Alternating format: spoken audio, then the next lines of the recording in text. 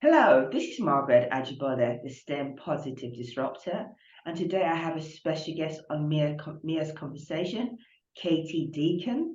She's an award-winning engineer. She's a speaker, but also a trustee with the IET, that's the Institution of Engineering and Technology. She is the Equality, Diversity and Inclusion Champion advocate within that organization. She's going to tell us more about that. She also describes herself as a wheelchair user, which she is, but she will tell us more about this. The reason why we set up this platform is we want to educate, we want to raise awareness, we want to change people's perception and demystify what STEM is.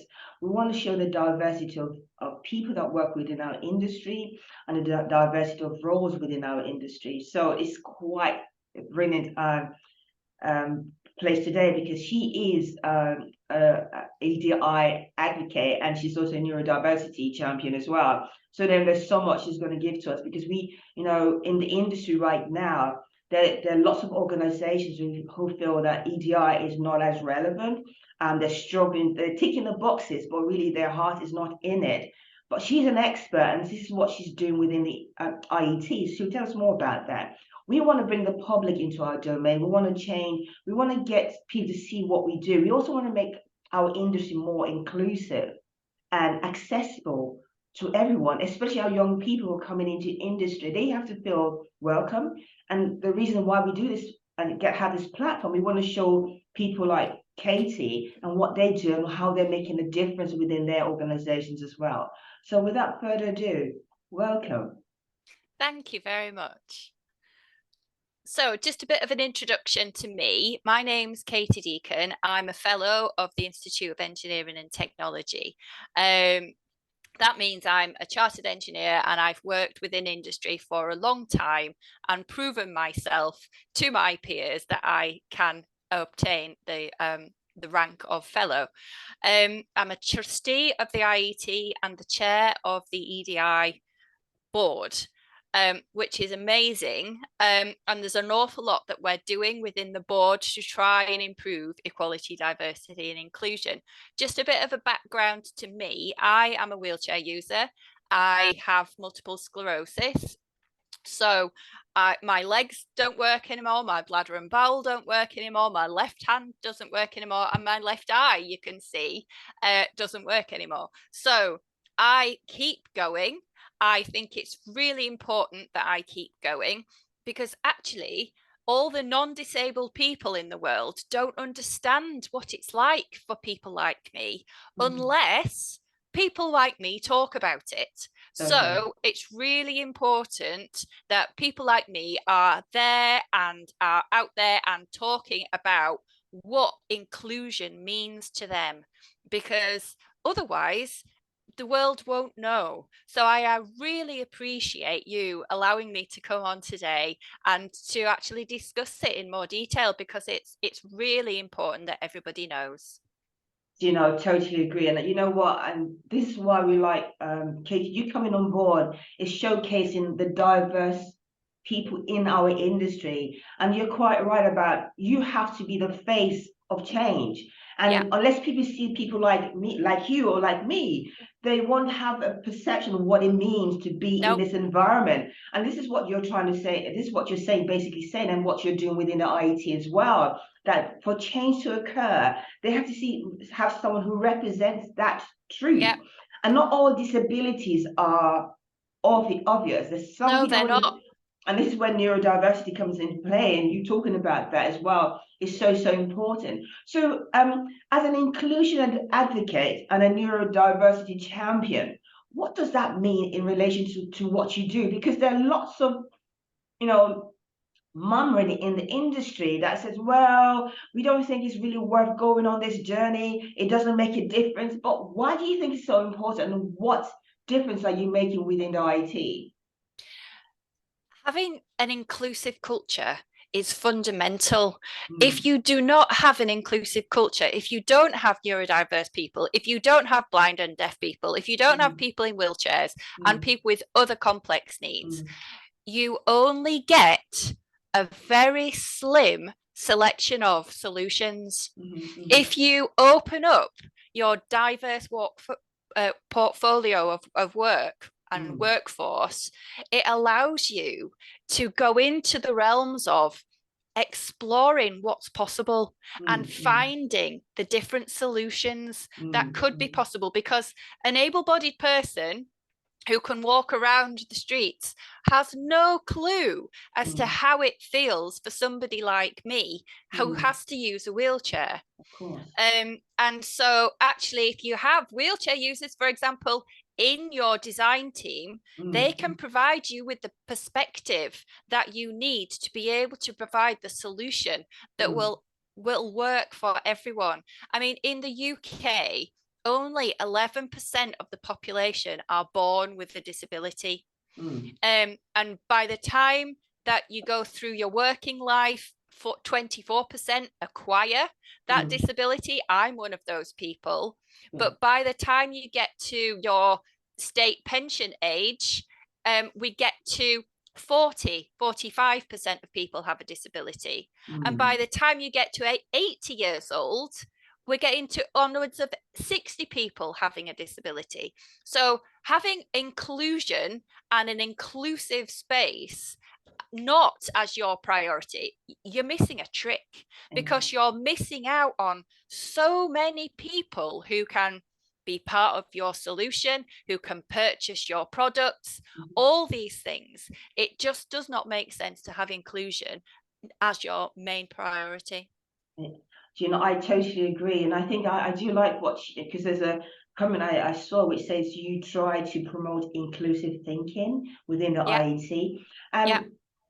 I mean, it's quite nice to see that the IET doing something. I'm sure other organizations are doing the same thing, but, you know. I'm sure they do, but the IET are doing a cracking job. I mean, the inclusive thinking campaign, which the IET runs, it's phenomenal, because it asks people who need extra help or additional needs or other ways of thinking, what do we need other people to know? And so inclusive thinking campaign, I put forward suggestions, my colleagues all put forward suggestions, because everybody has something that actually would benefit if other people knew about. You know, for me, if I'm in a group of people, sit down, grab a chair, so you're all at my level. So for a start, I'm not having to do that all the time. But actually, we're all talking at the same level. And then you're looking at me, you're able to make eye contact. And actually, it's a proper conversation. So these sorts of things, they're not groundbreaking. They're not going to break the bank. They're not difficult. It's just a bit of understanding. And the more understanding we can get in the workplace, the better it is for everyone. You know, I totally agree with that. But how did you just go? Because and I know it's you're, as a trustee, you know, you're chairing a board where, again, strategies have been put in place, policies have been suggested. How did you get them to buy into that idea? Was that your idea, or they've always been thinking about it and you happen to come along and you happen to be part of it? So what happened in 2022, EDI was something that the IET wanted to be doing, but they didn't really know what they should do. So I was asked to pull together a group of individuals who were members of the other committees within the IET. People who were interested in EDI. And so we pulled together this group and we met throughout a year and learned a lot about the industry, learned a lot about what people needed, and learned a lot about what society needed as well. And then we put forward recommendations to the board, which basically is we need to have a board, so at the highest level within the IET, an EDI board, so that actually it's not hidden in a committee or it's something that somebody could do another time. It's a serious board, important board, to actually be able to make those decisions, to go to the Board of Trustees to say, right, these are the changes we need to make. All of the boards of the IET and all of the committees are responsible for EDI. But we now, as the EDI board, can take things forward from ourselves and actually make sure that things are happening, which is really exciting. Do you know, I do like that. And I think this is what we need to do, and this is what we need to encourage the business, the industry to consider as well, because one of the things we do struggle with, I mean, there are lots of box ticking. Yeah, They and people, as you're saying, people because they're not exposed to it, they can't fully get their head around what does it mean to be in a certain person or look like, or you're having these issues. So unless you yeah, get exposed to it, you don't know what the difference it will you make. can't. Exactly. And also people look at industry looks at cost as well. Yeah. So how, and based on your experience and based on what IT is doing, because again, it seems that IT have been leading on this. What is it? What are the takeaways that you've had thus far? And also, have you been collaborating with other institutions as well? Because of course, if you're leading by example, surely you should also be collaborating with other institutions. I don't know if that's what you do, but hey. Absolutely. No, you're absolutely right. And I think it's really important that all of the institutions are of the same mind, and Mm, we recognize that it's important that inclusion is a real foundation mm, to what we do. We're working with the Royal Academy of Engineering, which brings together other institutions as well. So we all work together across that landscape, which is mm, great. But in terms of the takeaways, some of the things that we've researched is, so in America, they found that actually for every $1 that is mm. put on inclusive activity, they get a $10 return. So why wouldn't you do it? Because $10 return on a $1 investment, just it's a no-brainer. Indeed, yeah. And that means that you can get more people involved in things. I mean, Scope released last week some really great information about retail and purchasing of the purple pound. So that's the disabled people's Yes, pound. of course, yeah. And actually, £274 billion is lost or missed because retailers do not make their shops, their services, their websites accessible. Indeed. 274 billion It's a pounds in lot the of money. UK. Yeah, yeah, Why are we indeed, letting that go? indeed, You've got yeah, loads of disabled people who want to purchase things to indeed, improve their own lives, but yeah, actually those things are not designed for of course. disabled But people, which just seems yeah, crazy. it's crazy, but again, we should not say that everything's all lost or everything is that bad because there are improvements.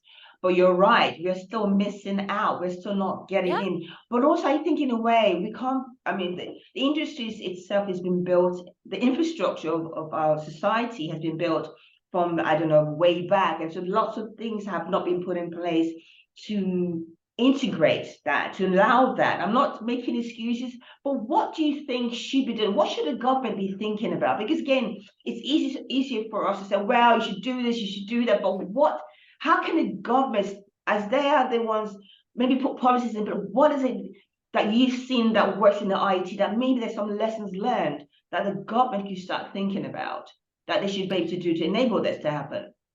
yeah. Well, with the government, it was only, I think it was only this week that the disabilities minister was reinstated in the UK government.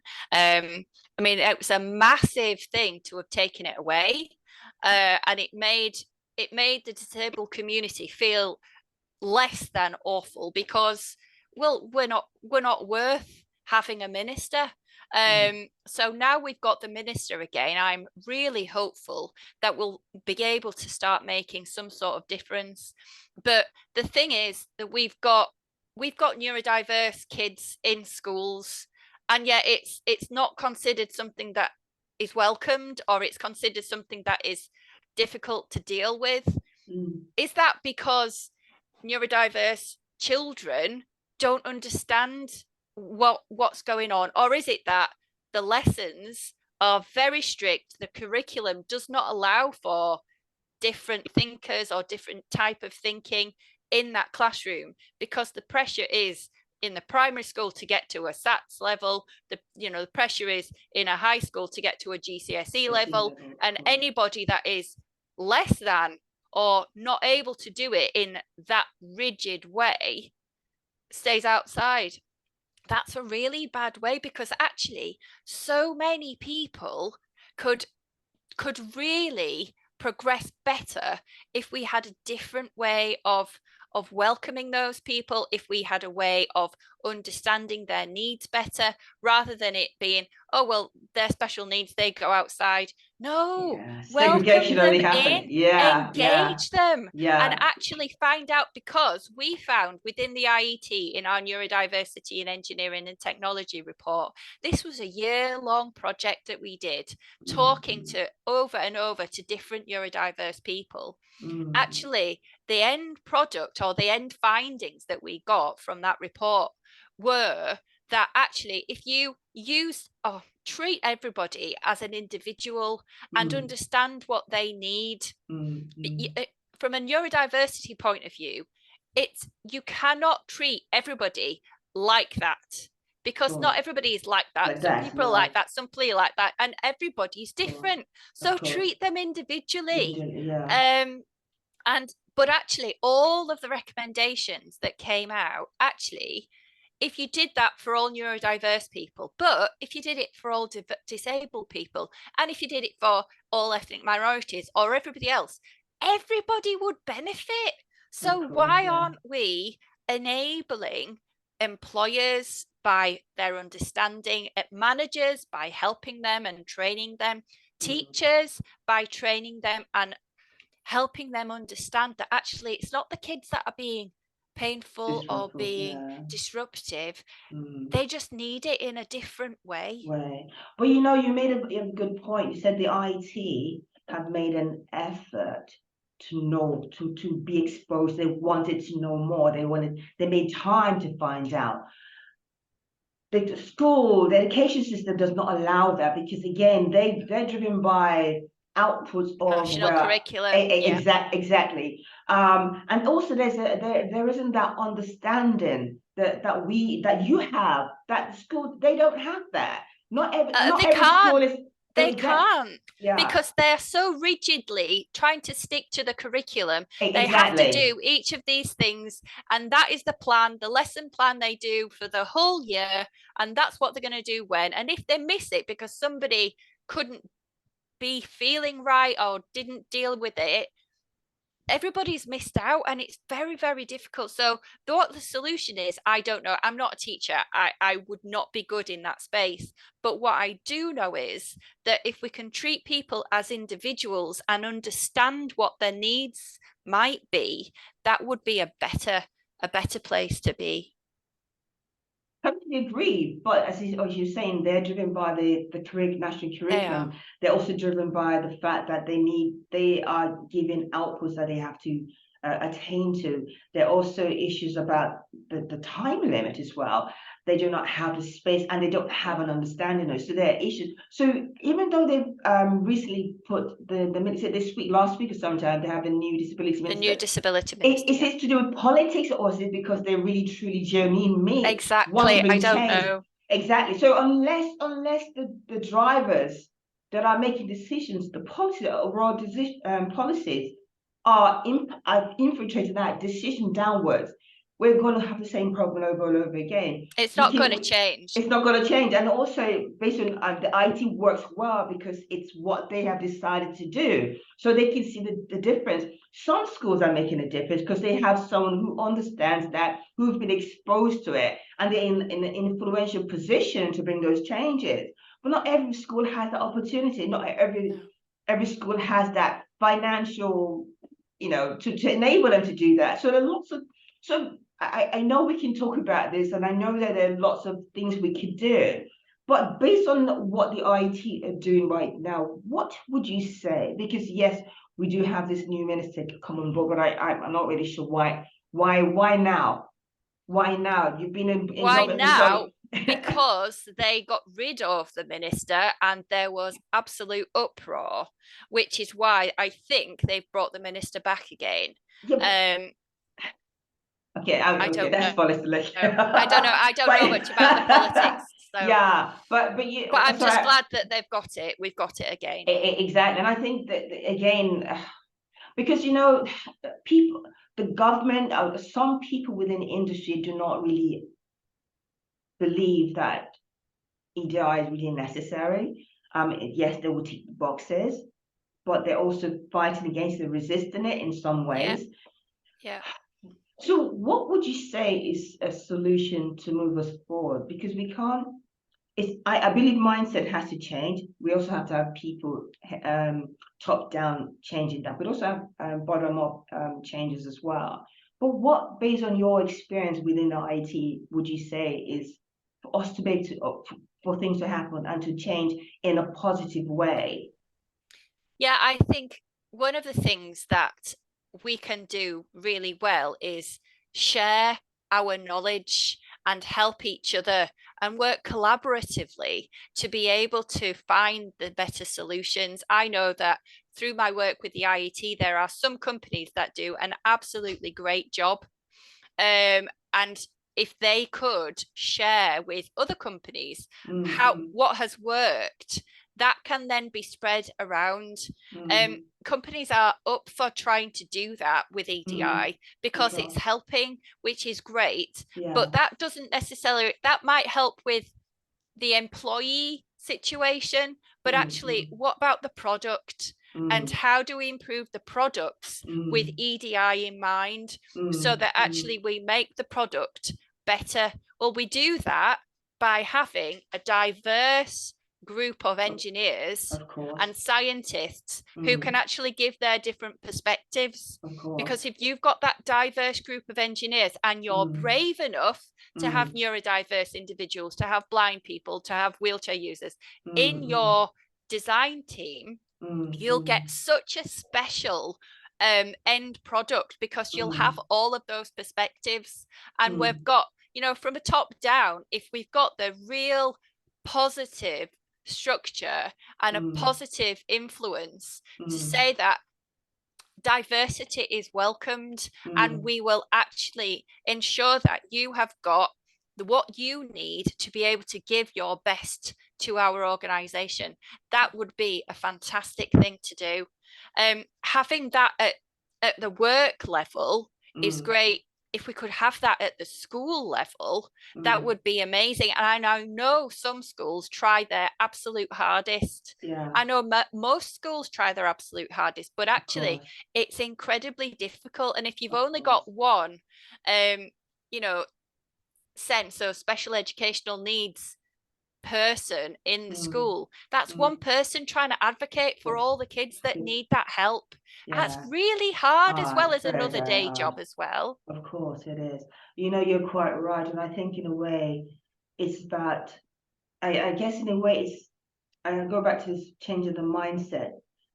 We need to raise awareness. We also need to change our mindset and how we see and approach things as well.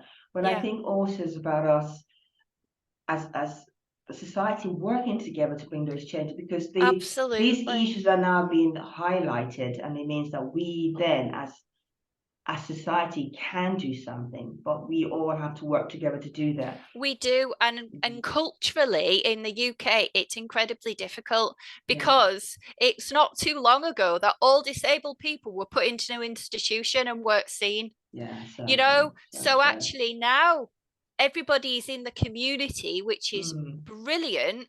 But from my experience, my wheelchair that I have is not supposed to be used outside, because wheelchair services provide me with a wheelchair that's going to last me 10 to 15 years, as long as you don't use it outside. So don't use it outside, because then it's going to get damaged. But I want to live outside. I want to go shopping. I want to spend money. I want to do all the things that everybody else does. So why wouldn't I want to go outside? But the culture and the system is set up so that I don't, because I'm a wheelchair user, and you don't see wheelchair users outside. Well, you should. You absolutely should. Because we've got a lot to give, and we have massive value. but Indeed. we're not welcomed outside. And so Yeah. I want to, so my business towards belonging, I want to go out, I go into universities and I talk to the students about how they can make the world that they design much more Better place. accessible. And the Yeah. people that I speak to, the audiences, I always try to do a question and answer at the end. Oh, And the good. audience always says, but we never speak to disabled people, so we don't know what to do. Yeah. Right. Well, I'm here now. Let's talk. Let's Yeah. actually try change this. So Yeah. this is what I want to do with the universities I work with, to Yeah. get the voice of disabled people into Mm. those universities so 100%. that people can actually listen and Yeah. hear what What? our perspective is as well, because that will then help everybody understand how they can change their approach, and it'll enlighten them into the difficulties that we have. Yeah. And what I want to do with the universities is actually try and find a way. So I want to try and see, can I acquire some wheelchairs and some ear defenders and some masks for people's eyes, and Yeah. introduce disability just for 2 hours or something, Yeah. and say, Yeah. let's go for a push around the Yeah. campus. Yeah. And then come back and talk about, how difficult was it? What does it feel like if you're in that Yeah. situation? Just so Yeah. that people can Yeah. understand To a tiny, understand tiny a bit little. Yeah. about that world, Of because that's course. the world we have to live Have in to all the live in. time. Of course. Yeah. But You how know. can anybody design for it if they don't know? No. And that's the reason why we do this. This is why you're educating us today. This is why you're raising awareness of what needs to be done. And also Yeah. change people's perception. Absolutely. And the Because listener we find are what able. well, Yeah. of But course. And people yeah, don't listen to me because I'm sitting down. They listen to my PA that's standing next to me. And she just says, I don't know. She needs to talk to her. of course. But You're I, I I mean, don't get listened to because I'm low down. that's so Go and figure. yeah, that is so disrespectful. But again, this is why I'm celebrating you, Katie. I'm really appreciative of what you are doing, what you've done within the IET, and the fact that you're the champion, you're the one that getting them to start thinking, seeing things a different way. But also, I salute the IET that the fact that they felt there was a Yeah, need for change, because absolutely. you could be there and pushing against the wall and bring no change, but they were willing to meet and bring They those are. change. And I They're think that brilliant, and they're and doing so much more. The inclusive culture within the mm, IET is fantastic because they yeah, have a foundation of the social model of disability. They do yeah, not use the health model of disability, it's the yeah, social model. So model actually, the environment needs to to change change, of so that we course, can live in it well.